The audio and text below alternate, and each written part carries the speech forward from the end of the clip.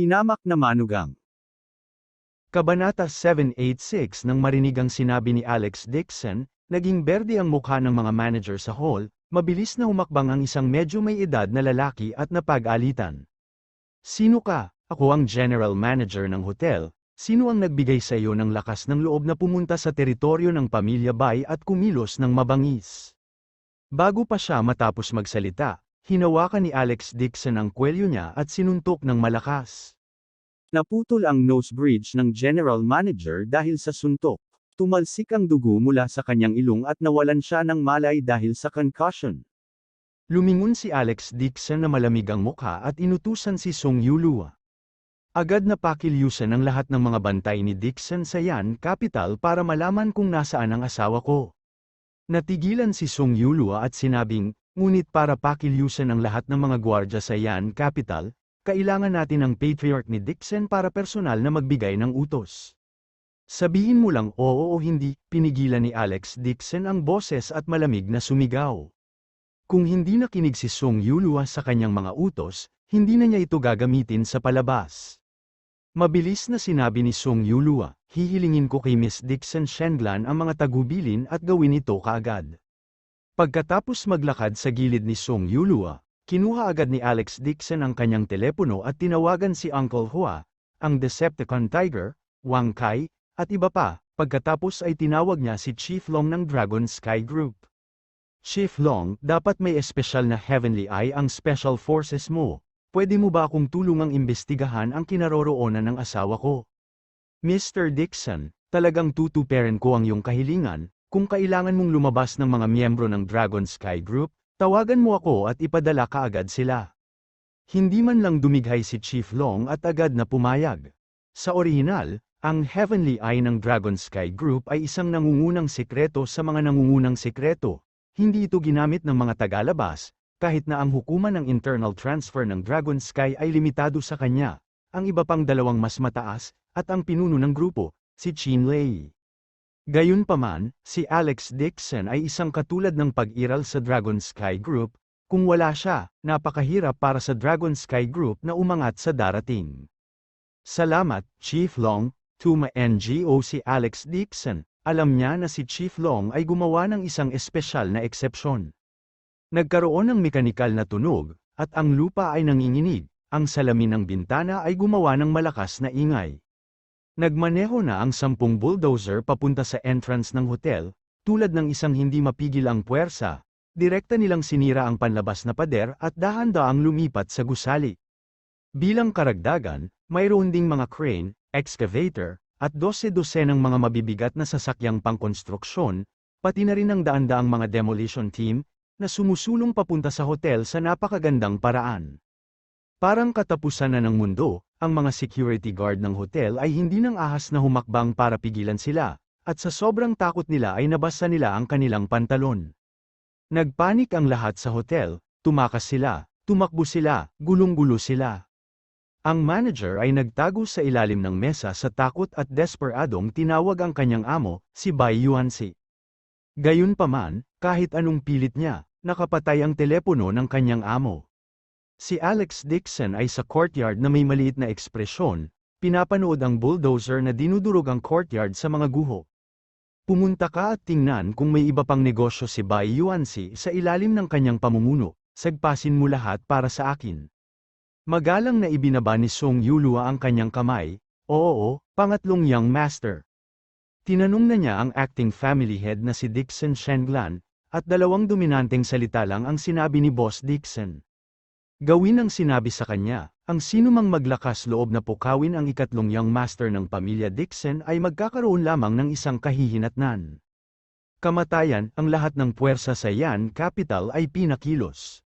Ilang kumpanya ng advertising sa ilalim ng pangalan ni Bai Yuanxi, malaki ang mga departamento ng paglalaro, mga pabrika ng parmasyutiko, at higit sa 20 maliliit na kumpanya ang halos nalipol ng sabay-sabay.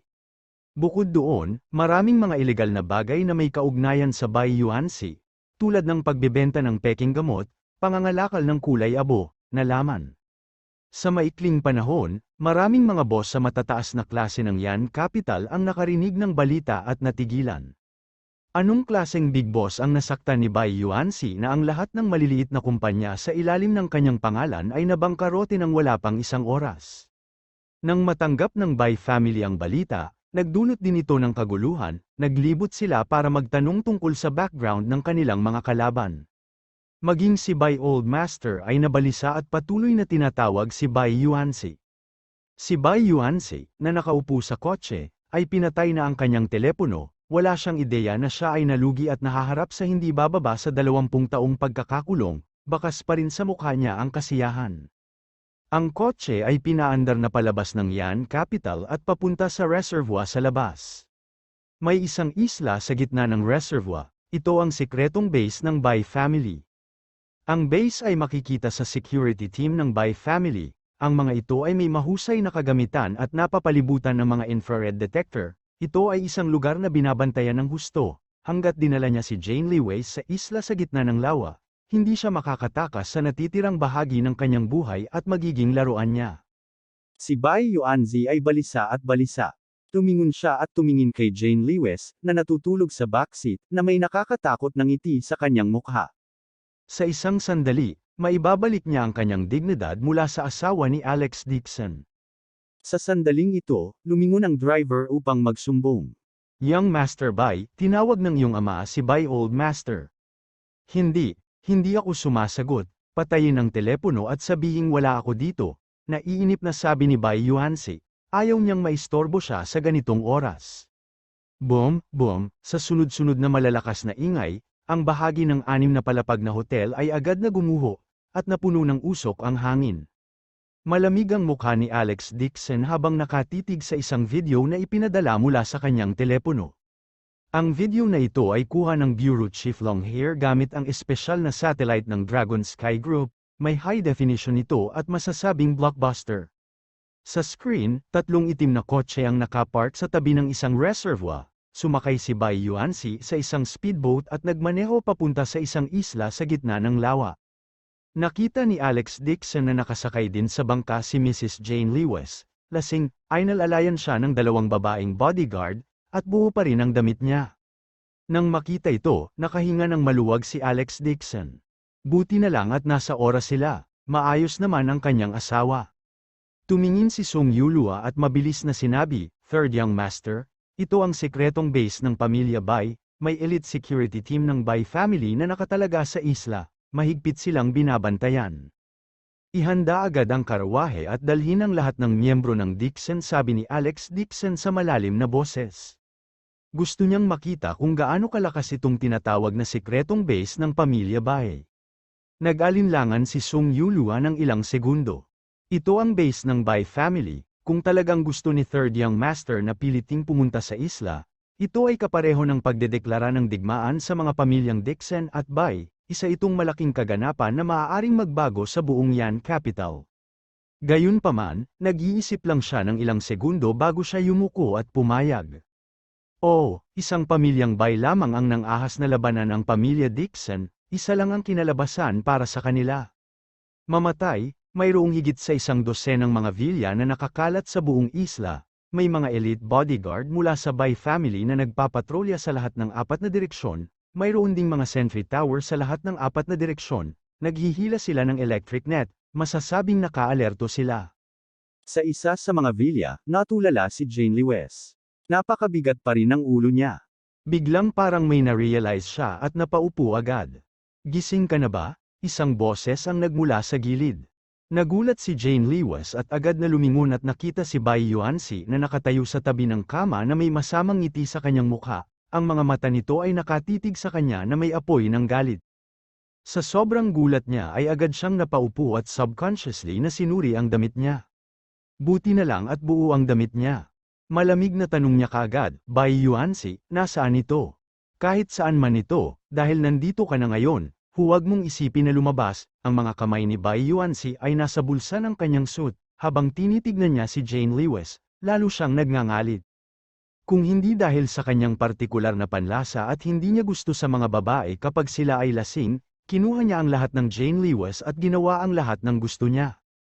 Agad namang tumalon si Jane Lewis at tumakbo sa bintana, agad siyang natigilan, may lawa sa harap niya, nasa isang isla talaga siya. Ang boses ni Bai Yuansi ay nanggaling sa likuran. Jane, simula ngayon, huwag mo nang isipin si Dixon, basta pagsilbihan mo ako ng maayos, maraming dapat. Kabanata 787 agad na naunawaan ni Jane Lewis na siya ay pinigil ni Bai Yuansi.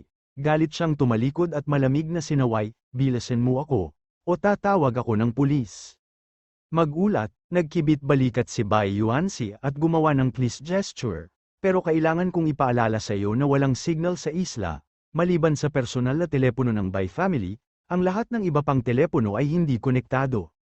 Kinagat ni Jane Lewis ang kanyang mga ngipin at agad na kinuha ang kanyang telepono mula sa kanyang pataka, wala talagang signal. Siya ay natakot sa kanyang puso at galit na tumingala at sinabing, Bai Yuansi, ano ang sinusubukan mong gawin? Anong gusto mong gawin? Nagpakita ng masamang liwanag ang mga mata ni Bai Yuansi.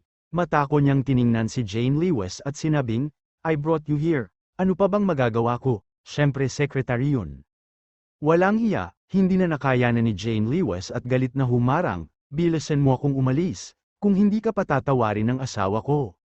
Hahaha, biglang tumawa ng malakas si Bai Yuansi at sinabing habang tumatawa, yung klaseng basura, sineryoso mo ba talaga siya? Sabihin ko sa iyo ang totoo, langgam ang basurang yun sa aking paningin, kung gusto ko siyang kurutin hanggang mamatay, kung gayon kurutin siya hanggang mamatay.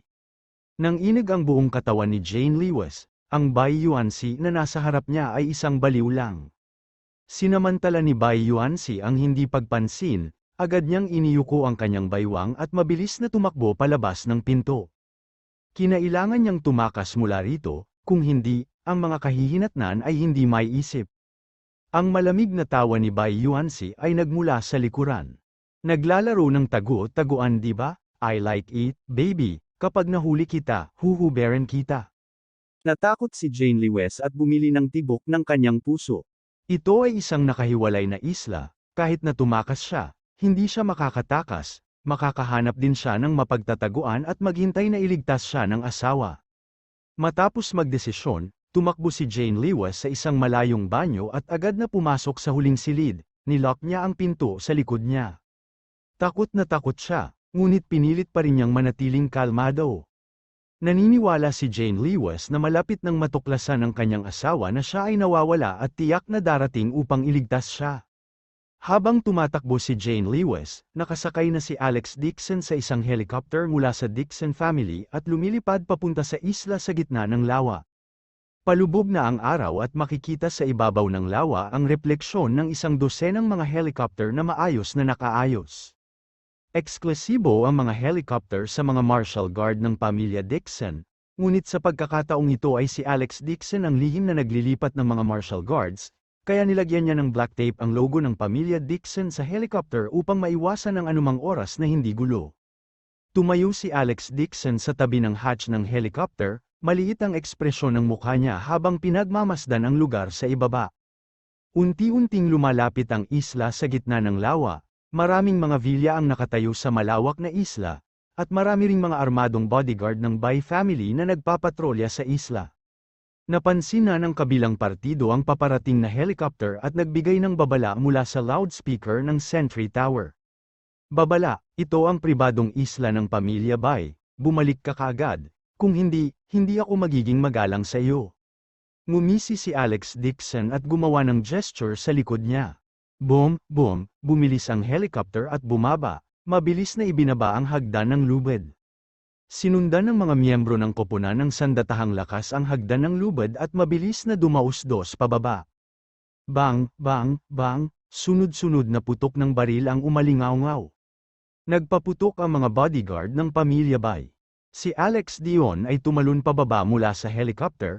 Isang pagsabog ng malalakas na nakasisiguro na enerhiya ang lumabas mula sa kanyang katawan, bumuo ito ng isang malaking hindi nakikitang hadlang sa paligid niya, na humaharang sa lahat ng mga bala sa lahat ng direksyon. Pinanood ng mga bodyguard ng Bai family na nasa lupa si Alex Dixon na tumalon pababa mula sa libu-libong metro sa kalangitan, natigilan silang lahat. Nililigawan ba ng taong ito si kamatayan? Hindi man lang siya nagdala ng parachute at diretsyong tumalon pababa? Ang katawan ni Alex Dixon ay parang palaso na umalis sa busog, diretsyong dumapo sa lupa. Bang! Isang malakas na tunog ng impact ang narinig, parang gumuho ang langit at lupa, at maging ang buong isla ay nanginginig. Ang usok at alikabok ay tumaas ng kalahating araw. Ang mga nakapaligid na bodyguard ng Bai family ay natakot, hawak nila ang kanilang mga sandata at hindi ng ahas na sumulong. Hindi ito katawan ng tao na bumagsak sa lupa, ito ay malinaw na isang kanya na tumama sa isla ng malakas. Isang malaking butas na may diameter na 1 metro ang nabasag sa lupa, na puno ng dilaw na buhangin ang kalangitan. Isang pigira ang dahan-daang lumitaw sa alikabok, hakbang-hakbang, naglakad siya pasulong. Ang grupo ng mga bodyguard ng Bai family ay natulala lang, para bang nakatutok ang kanilang acupoints, at tinitigan nila ang figure na ito. Siya, buhay pa siya, unti-unting lumapit ang pigira, si Alex Dixon yun. Ang 12-dosenang mga bodyguard ng Bai family na may hawak na mga armas ay mukhang takot na takot sa parehong oras at patuloy na mga umatras. Tao pa ba siya, nang siya ay lumapag mula sa ganoong kataas na lugar? Hindi lamang siya nasugatan, ngunit siya rin ay naging sanhi ng isang malalim na hukay na lumitaw sa lupa. Nakakakilabot, malamig ang ekspresyon ni Alex Dixon habang lumalabas sa usok. Sa likuran niya, mahigit 100 miyembro ng team ng Armed Forces ng pamilya ng Dixon ang nakalapag na sa lupa at mabilis na sinundan siya. Tara na, tinakpan ni Kapitan Wu ang kanyang mukha ng isang itim na tela at sumigaw. Sa sandaling ito, isang grupo ng mga nalilitong bodyguard ng Bai family ang bumalik sa kanilang katinuan at mabilis na nag-counter-attack. Ang mga miyembro ng Dixon family's martial guards ay lahat ay dumaan sa mahigpit na pagsasanay. Sa isang kisap mata ay nilapitan nila ang kanilang mga katawan at nagsimulang mag-away. Bukod sa mga bodyguard ng Bai family, marami rin ang mga cook, artisan, cleaners, at iba pang ordinaryong tao sa isla. Lahat sila ay nagtatrabaho para sa Bai family. Bilang karagdagan, si Jane Liwas ay wala kahit saan. Walang mata ang mga baril at bala. Upang maiwasang aksidenteng masaktan ang mga inosenteng tao, ang plano ay makisali sa malapit na labanan. Isang bodyguard ng Bai family ang nagtaas ng baril at gustong palihim na atakihin si Alex Dixon. Ngunit akmang hihilahin na niya ang gatilyo, bigla niyang napagtanto na ang gatilyo sa kanyang kamay ay tila nadikit sa pandikit at hindi gumagalaw. Pagkatapos, dahan-daang lumingon si Alex Dixon at malamig na tinitigan siya.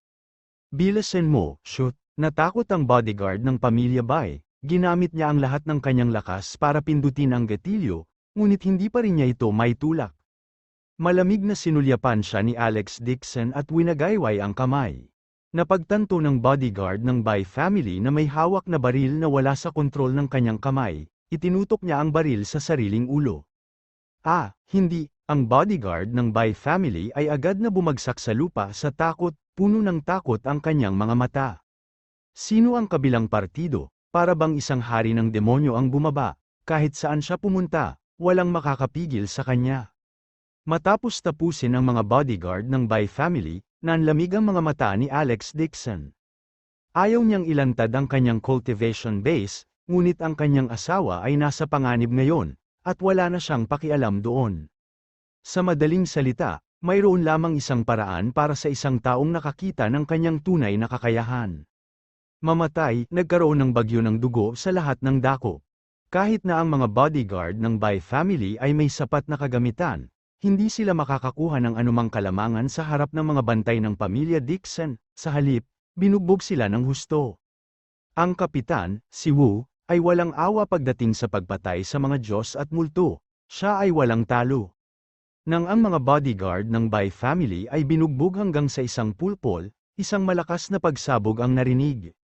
Sino ang nang-ahas na pumasok sa pamilya Bai? Ang tunog ay tila bumaba mula sa langit, at maging ang hangin ay nangingibabaw. Nang marinig nila ang boses na ito, ang mga bodyguard ng Bai family ay agad na naging wild sa tuwa. Si Lord Wu, naligtas na tayo, F***CK, hintayin mo lang ang kamatayan, nandito si Lord Wu, walang talo, Lord Wu, patayin silang lahat. Inangat ni Alex Dixon ang ulo at malamig na tumingin sa paligid. Tila dumating na ang tunay na kalaban. Kabanata 788 ang magkabilang panig ay nasangkot sa isang matinding labanan. Si Alex Dixon ay lumundag sa hangin at walang tigil na nagpasada sa hangin. Tumingin siya sa ibaba at nakita niya ang isang matandang lalaki na nakasuot ng itim na tangsuit na mahigit 10 metro ang layo, isang sampal ang pinalipad niyang miyembro ng pamilya Dixon. Ilang miyembro ng pamilya Dixon ang bumagsak sa lupa, lahat sila ay puno ng dugo at walang malay. Sa sandaling ito, napansin din ni Wu ang kalagayan nila, agad siyang tumalon. Habang hindi handa ang matanda, tumalon siya sa likod ng matanda at binato ng suntok ang likod ng ulo niya. Ang mabangis na hangin ng Kamao ay walang katulad na mabilis, at ang lakas nito ay sapat na upang makabasa ng mga bato.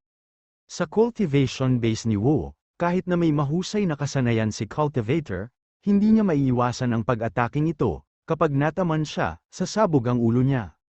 Pero, akmang tatama na ang Kamao ni Wu sa matanda, biglang nawala ang pigira ng matanda at muling lumitaw sa likuran niya. Mabilis na nag-react si Wu at napagtanto niyang nagkamali siya. Mabilis siyang gumulong sa gilid at tumayo habang naghahabol ng hangin.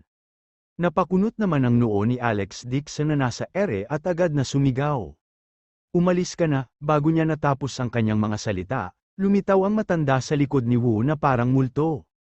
Gustong manlaban ni Wu, ngunit natama na siya sa likod ng palad ng matanda. Puff, lumuwa si Wu ng isang bibig ng dugo at napaluhod. Nagulat din ang mga miyembro ng Armed Forces team na nakatayo sa paligid.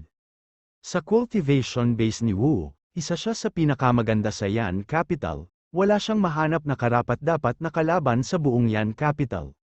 Gayunpaman, ang katotohanan na ang matandang ito ay madaling umatake sa kanya ay nagpakita kung gaano kataas ang kanyang cultivation base. Napabuntong hininga na rin si Alex Dixon, malamig ang kanyang mga mata. Talagang hindi niya inaasahan na sa restricted area ng Bai family, magkakaroon talaga ng cultivator sa gitnang yugto ng Golden Core.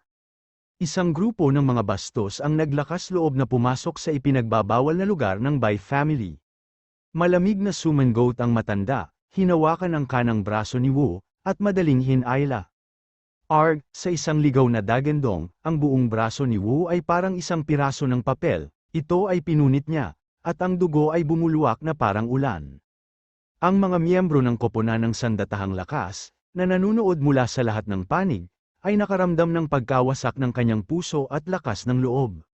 Dalubhasa si Wu sa panlabas na martial arts, at ang kanyang mga kalamnan at buto ay matagal nang sinanay na maging kasing tigas ng bakal, kahit tumama ang kutsilyo sa katawan niya, mag-iiwan lang ito ng puting marka, at maharangan niya ang humaharurot na sasakyan gamit ang kanyang mga kamay.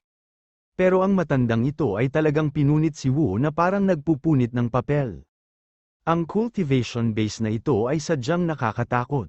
Sa ilalim ng kanyang mga kamay, si Wu ay parang daga sa harap ng isang pusa, hindi man lang makaganti. Puno ng dugo ang mukha ng matanda, he snorted disdainfully, sino ang nagbigay sayo ng lakas ng loob na pumunta sa Bai family at kumilos ng masama, hindi mo alam ang kalawakan ng langit at lupa. Pagkatapos sabihin yon, iniunat niya ang kanyang mga braso at hinawakan ang mga binti ni Wu, na nagbabalak na hatiin siya sa kalahati. Biglang nagyelo ang lahat sa paligid, pati ang ingay ng hangin ay huminto, parang huminto ang oras. Isang malakas na dumaan ang humarang sa kamay ng matanda. Isang malamig na boses ang nahulog mula sa langit. Ang sumusuporta sa kanila ay ako, bumilis ang tibok ng puso ng matanda at agad niyang inangat ang ulo. Nakita niya ang isang malaking kabilugan ng buwan na nakasabit sa himpapawid, at isang pigira ang bumababa mula sa langit ng hakbang-hakbang. Nakatayo siya sa hangin, ngunit ang kanyang mga paa ay tila nakatapak sa hagdan, panay at patag. Agad na nanlumo ang mga mata ng matanda. Sino ka? Hindi niya akalain na makakatagpo siya ng isang kalaban na nasa Golden Core Realm din. Ang isang namamatay na tao ay hindi karapat-dapat na malaman ang aking pangalan. Walang pakialam ang ekspresyon ni Alex Dixon habang pababa ng hagdan habang nasa likod ang mga kamay. Tila napakabagal ng kanyang lakad ngunit sa isang kisap mata ay nakatayo na siya sa harap ng matanda. Tumingin si Alex Dixon kay Wu at ikinaway ang kanyang kamay. Ang ilang mga hibla ng enerhiya ng espiritu ay naging mga karayom ng hangin at agad na tumusok sa kanyang katawan, agad na tumigil ang dugo sa braso niya. Nabawasan ng husto ang sakit ni Wu. Tiniis niya ito at sinabing, "Salamat, Third Young Master." I sealed your bloodline. Ngayon bumalik kagad sa Yan Capital at hanapin si Elder Lu para maoperahan ang arm suture. Oh, nanginginig ang puso ni Wu. Agad siyang yumuko at sumagot. Siya ay lubos na nagpapasalamat sa kanyang puso. Kung hindi dahil kay Alex Dixon, hindi niya mapoprotektahan itong braso niya. Tuma-NGO si Alex Dixon at pinagmasdan si Wu na tinulungan na sumakay sa helicopter. Nang makita niyang ginamit ni Alex Dixon ang Spirit Chi Needle, kumislap ang mata ng matanda na may maliwanag na liwanag, ngumuso siya at sinabing, "Binata, ikaw ay talagang pambihira, namatay ka sa aking mga kamay, nararapat kang mamatay." Nang marinig niya ang mga salitang Wu Sanyang, nanginginig ang katawan ni Wu, bakas sa mukha niya ang kawalan ng paniwala nang tumalikod siya at sumigaw. Third Young Master, Tara na, ano? Kumunat ang noo ni Alex Dixon. Ang mga miyembro ng Armed Forces Team, na nakatayo sa paligid, ay mukhang takot na takot, umatras pa ang ilan sa kanila. Binaliwala ni Wu ang sakit at mabilis na sinabi, 15 taon na ang nakalilipas, nagkaroon ng isang mahiwagang kaso sa karagatan. Sa panahon ng Global Congress of Superpowered Individuals, isang misteryosong eksperto ang lumitaw at natalo silang lahat. Nakapatay din siya ng ilang tao, na naging sanhi ng publiko. Ang galit ng Esper Association ay nagpapadala sa kanila ng mga tao upang patayin ang taong ito, ngunit lahat sila ay pinatay sa lugar na ito. Ang Esper Guild, bahagyang naantig din si Alex Dixon. Alam niya ang tungkol sa organisasyong ito. Hanggang ngayon, sikat na sikat pa rin. Ang mga miyembro ng guild ay pawang mga eksperto na may mga espesyal na kakayahan. Maaari silang magpatawag ng hangin at ulan, magpatawag ng kulog at apoy, at sila ay makapangyarihan sa lahat. Sila ay isang nakakatakot at mahiwagang organisasyon. Gayunpaman, kahit na ang gayong organisasyon ay minsan ang natalo ng isang tao. Hinawakan ni Wu ang kanyang putol na braso at sinabing may mapait na ngiti. Ayon sa mga balita mula sa ibang bansa, ang taong humamon sa Esper Association ay tinatawag na Wu Sanyang, nabalitaan kung pumasok siya sa mundo mula sa isang lugar na tinatawag na Asher Sky Realm, kaya, sa pamamagitan ni Nameless, ang kanyang layunin sa paghamon sa Esper Association ay para sa kapakanan ng kanyang sarili ang kanilang pamilya ang nawasak, at ang umatake ay si Wu Sanyang. Asher Sky Realm, napabuntong hininga si Alex Dixon, at naging matalim ang kanyang mga mata. Hindi niya inaasahan na may makakatagpo siya mula sa Asher Sky Realm dito, at nagtatago sila sa sekretong isla ng Bai family. Kakaibang tumawa si Wu Sanyang, hindi ko akalain na pagkatapos ng 15 taon, napakaraming tao pa rin ang nakakaalala sa akin, mukhang sa labanan noon, itong si Wu ay hindi walang pangalan. Lahat ng mga tao sa paligid ay mukhang nataranta, sa kanilang mga mata, ang pangalang Wu Sanyang ay kapareho ng Diyos ng kamatayan. Sumigaw si Wu, Third Young Master, hindi mo kayang labanan ang lalaking ito, payagan kang umalis sa lalong madaling panahon. Lumingon si Alex Dixon at mahinang sinabi, bakit hindi, mamamatay ang sinumang humarang sa dinadaanan ko. Bahagyang nagbago ang ekspresyon ni Wu Sanyang, at nagalit siya. Ang mga tao sa mundo ay labis na natakot sa kanya, kahit na ang mga tao ng Bai family ay hindi nang ahas na kumilos ng walang pakundangan sa harap niya. At ang maliit na brat na ito ay talagang nang ahas na magyabang ng walang kahihiyan. Nang makita ni Wu na hindi umaalis si Alex Dixon, labis siyang nabalisa, kinagat niya ang kanyang mga ngipin at nanatili rin sa likuran. Inutusan siyang protektahan ang kaligtasan ng pamilya Dixon. Kung nasa panganib si Third Young Master, uutusan niya ang lahat ng miyembro ng Armed Forces Team mula sa mga Dixon na protektahan ang Third Young Master sa lahat ng paraan. Gayunpaman, ang pag-asa na ito ay napakaliit. Kahit na higit sa 100 miyembro ng koponan ng Armed Forces sa pinangyarihan ay sabay-sabay na nagpaputok na may mga armas sa kanilang mga kamay, malamang na hindi nila mapipigilan si Wu Sanyang sa loob ng 10 segundo. Nakita ni Alex Dixon na hindi umalis si Wu, kaya sinabi niya, kung nag-aalala ka, tatapusin ko ang labanan sa loob ng 5 minuto, at maaari kang umalis ng walang pag-aalala.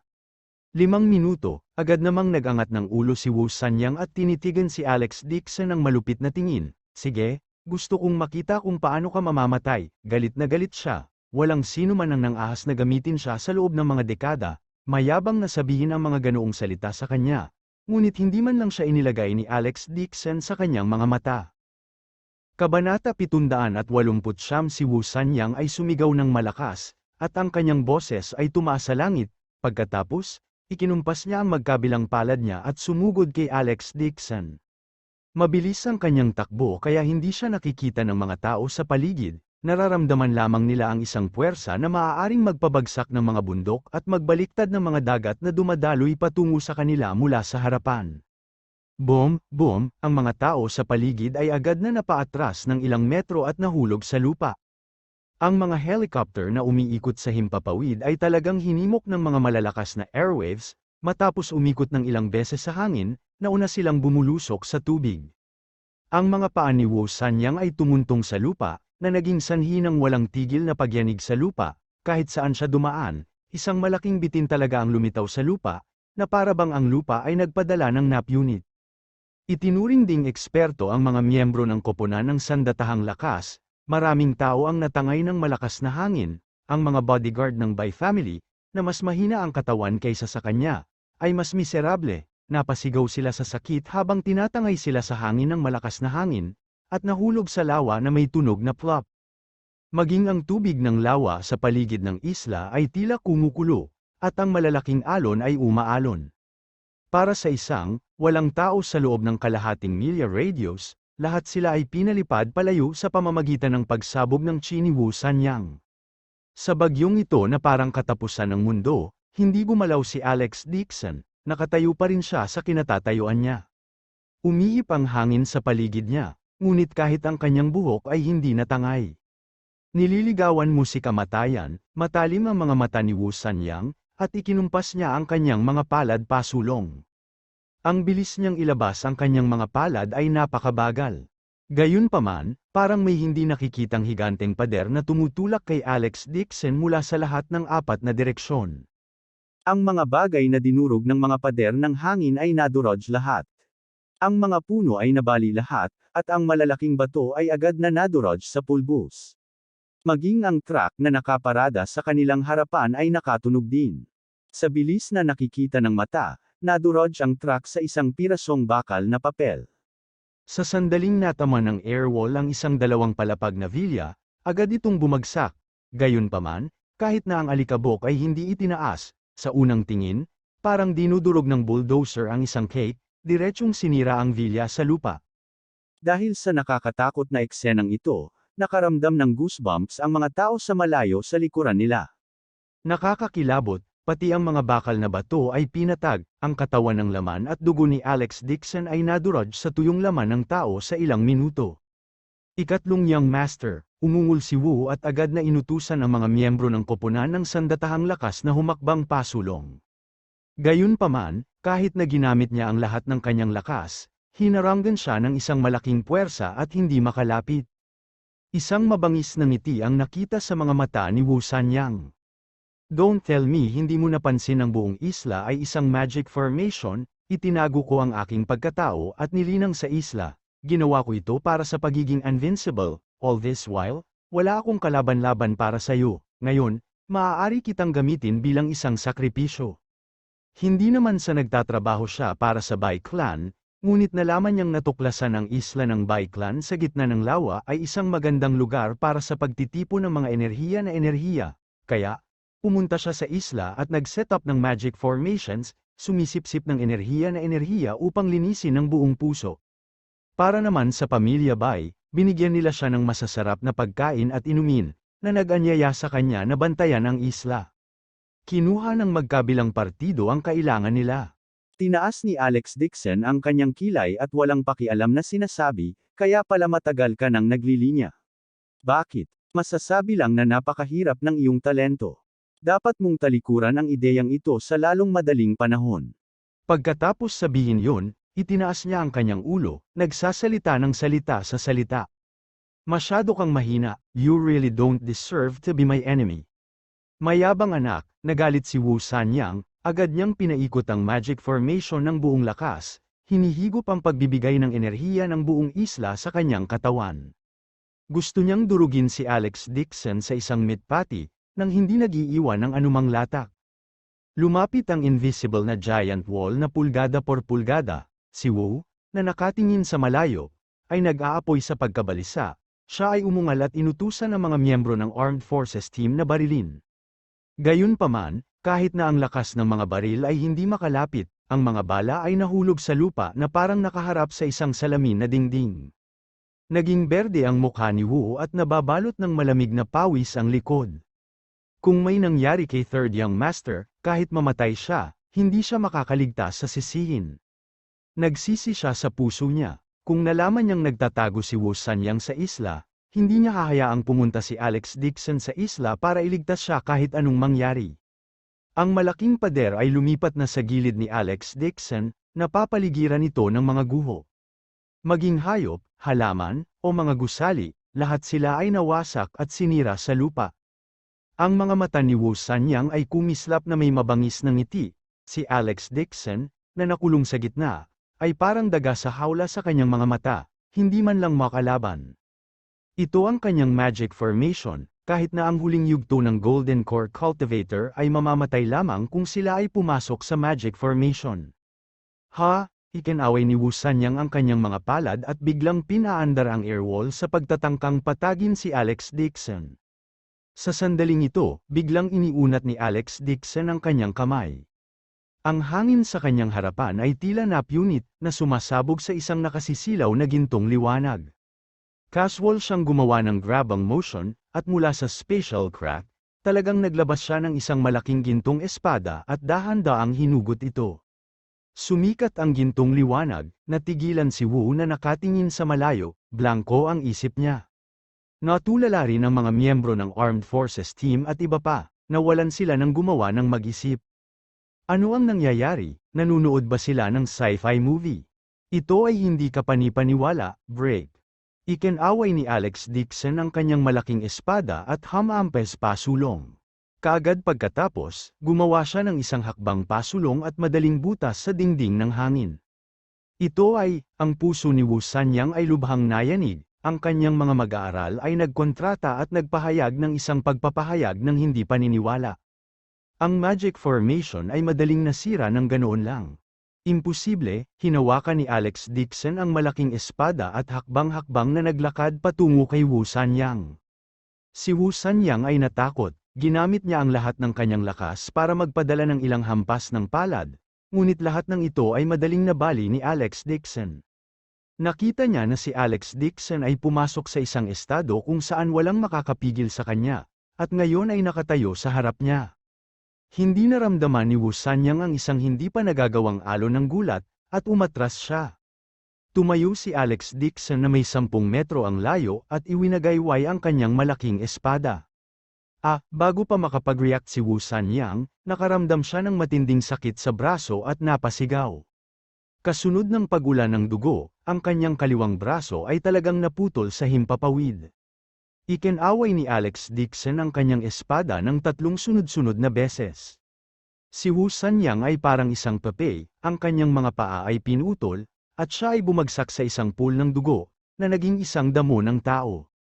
Ang tinatawag na human weed ay ang parusang ibinigay kay Madam Qi ni Empress Lu noong sinaunang panahon. Pinutol ang lahat ng kanyang mga paa at naiwan lamang ang kanyang katawan.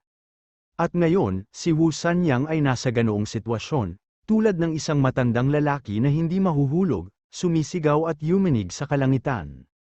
Madugong eksena yon, ngunit hindi nagbago ang ekspresyon ni Alex Dixon, sa pamamagitan ng pag-wave ng kanyang kamay, nawala ang malaking espada, at malamig niyang sinabi, "Nasaan si Bai Yuanxi? Nasaan ang Azure Sky Realm?" Ang puso at baga ni Wu Sanyang ay napuno ng sakit, hindi lamang naputol ang kanyang mga paa, ngunit tila ang enerhiya sa kanyang katawan ay tila hinihigop din, patuloy itong umaagos palayo.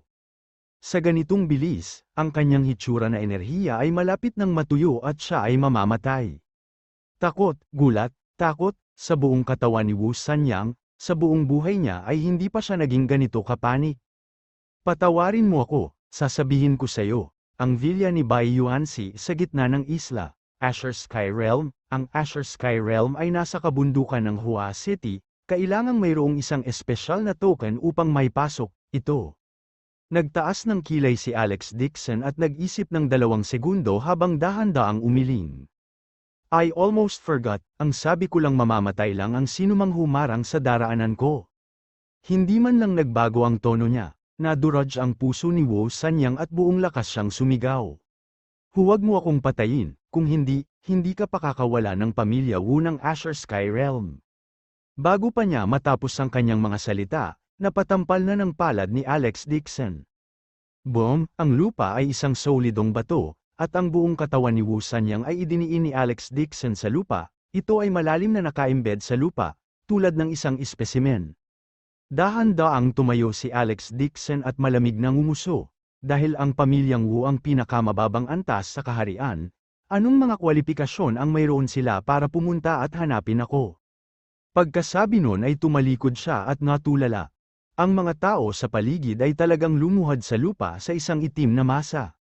Nanginginig ang mga bodyguard ng Bai family, nagpatira pa sila sa lupa, hindi naglakas loob na bumangon, hindi naglakas loob na itaas ang kanilang mga ulo. Ang mga miyembro ng koponan ng Sandatahang Lakas at ang iba pang mga Dixon ay nagsiksikan sa di kalayuan, tumingin sila sa kanya ng may paggalang, na para bang sumasamba sila sa isang Diyos.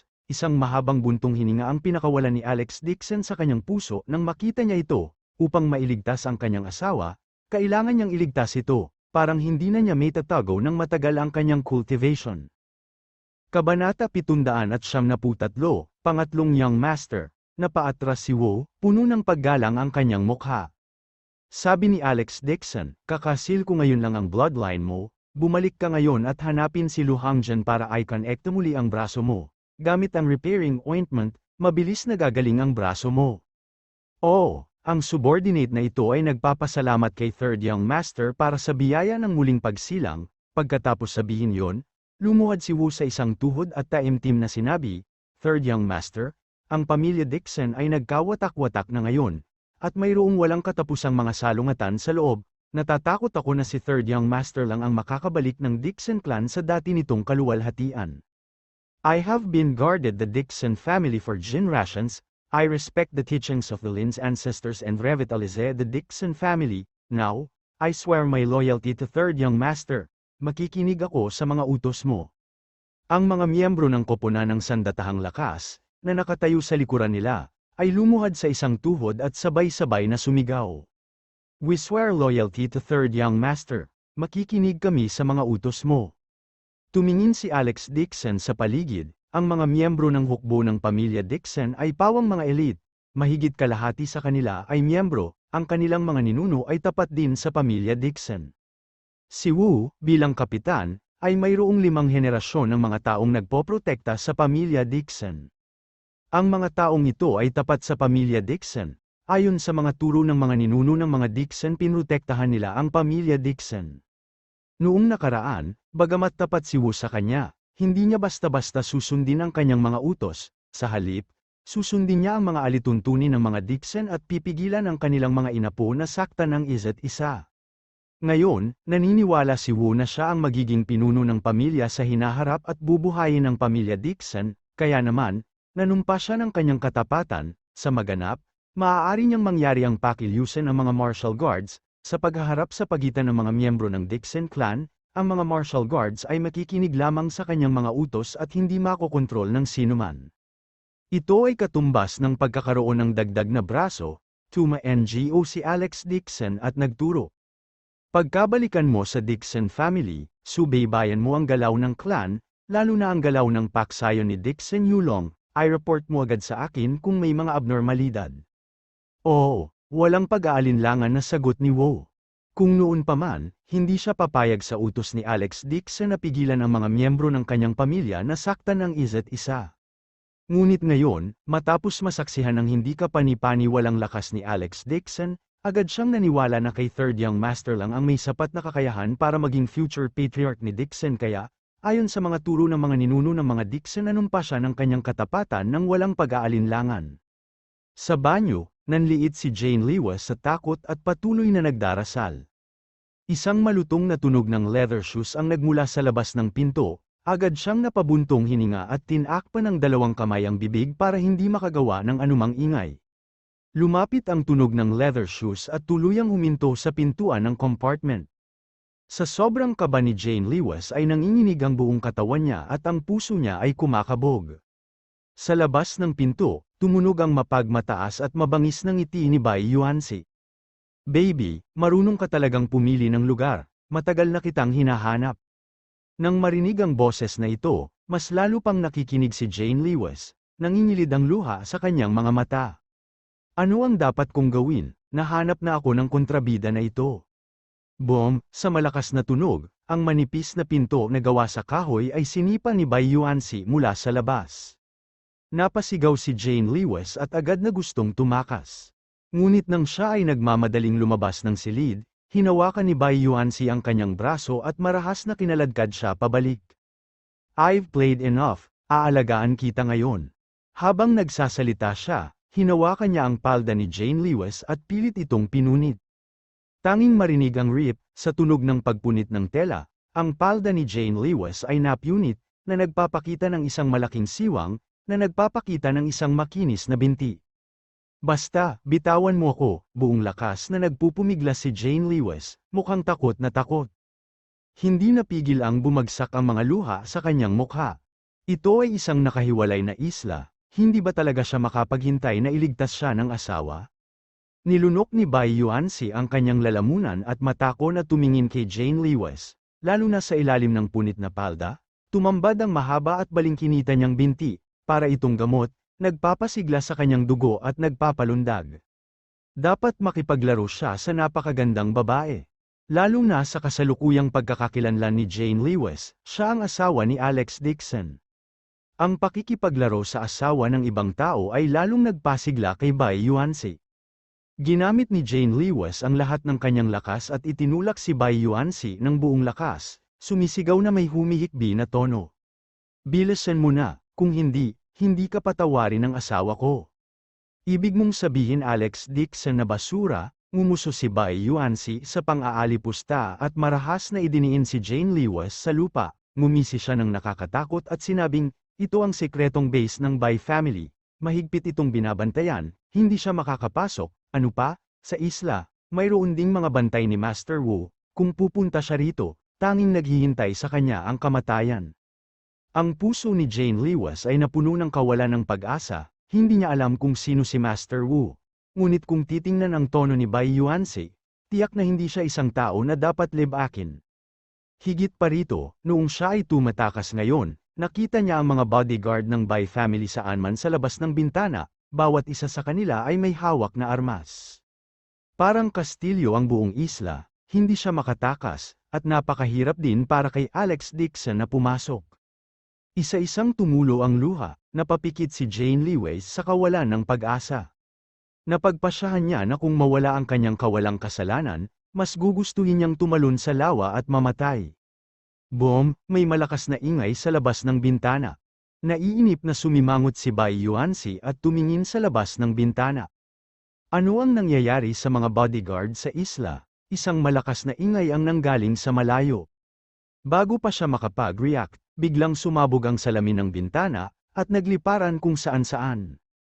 Isang malakas na puwersa ang sumulpot mula sa labas ng bintana nang bigla, nagpalipad kay Bai Yuanxi, bumagsak siya ng husto sa pader na parang baril na sako, at saka bumagsak sa lupa. Nagulat si Jane Lewis at napaupo sa gulat. Sa sandaling ito, isang maliksi na figure ang biglang tumalon mula sa bintana at tuloy-tuloy na lumampas sa lupa. Nagningning ang mga mata ni Jane Lewis at agad siyang napasigaw ng malakas. Hobby, sa sandaling ito, ang kanyang kalooban ay nabalisa habang ang mga luha ay umaagos sa kanyang mukha. Alam niyang tiyak na darating si Hobby at ililigtas siya. Hindi pinansin ni Jane Lewis ang sakit at agad na sinubsob ang sarili kay Alex Dixon. Niyakap siya ni Alex Dixon at pinahid ang malamig na mga mata sa kanya. Nang makita niyang punit-punit ang damit ni Jane Lewis, ang kanyang ekspresyon ay agad na naging sobrang lamig. Parang may gagawing masama si Bai Yuanxi sa kanyang asawa, sa kabutihang palad, dumating siya sa oras, kung hindi, ang mga kahihinatnan ay hindi may isip. Itinaas niya ang kanyang ulo at tinitigan si Bai Yuanxi, isang alon ng galit ang bumalot sa itaas ng kanyang ulo, at ang hangarin sa pagpatay ay lumabas mula sa kanyang mga mata. Dapat mamatay ang taong ito. Ang lakas ng loob na kunin ang kanyang asawa, matagal na niyang nalampasan ang ilalim ng kanyang pagpaparaya. Hobby, luckily you came, niyakap ni Jane Lewis si Alex Dixon ng mahigpit at umiiyak na may luha sa mga mata. It's fine, napatingin si Alex Dixon sa asawang umiiyak at nakaramdam ng kirot sa puso, inalo niya ang buhok nito at sinabing, nakaraan na ang lahat, iuuwi na kita. Si Jane Lewis ay palaging napakatahimik, siya yung tipong malambot sa labas at matigas sa loob, bihira na siyang mawala ng composure ng ganito. Nang makitang takot ang kanyang asawa, nadobol ang galit sa puso ni Alex Dixon. Kahit sino pa ang nasa harapan niya, siguradong papatayin niya sila on the spot. Isang pagsabog ng nagmamadaling yabag ang tumunog, dinala ni Chinley ang ilang miyembro ng Dragon Sky Group at nagmamadaling pumasok sa banyo. Si Ding Ching, na nakasuot ng masikip na suit at tinakpan ang kanyang mukha ng itim na tela, ay sumugod din kasama si Ang Shanming at ang iba pa na nakasuot ng parehong damit. Bumaba sila mula sa kabilang bahagi ng isla at pinatay ang kanilang daan. Napayuko si Alex Dixon at sinabi kay Jane Lewis, asawa, ibabalik ka muna nila, babalik ako mamaya. Gulat na gulat pa rin si Jane Lewis, mahigpit niyang hinawakan ang damit nito at sinabing, Hobby, hindi ka alis, umalis, ngumisi si Alex Dixon sa kanyang puso, dapat niyang sirain ang tinatawag na by family base sa lupa, miss, may mga bagay pa akong dapat asikasuhin, don't worry, babalik din ako agad. Alam ni Jane Lewis na si Alex Dixon ay sobrang galit na galit ngayon, siguradong bugbugin niya si Bai Yuansi bago pa siya mabusog. Abangan ang susunod na kabanata.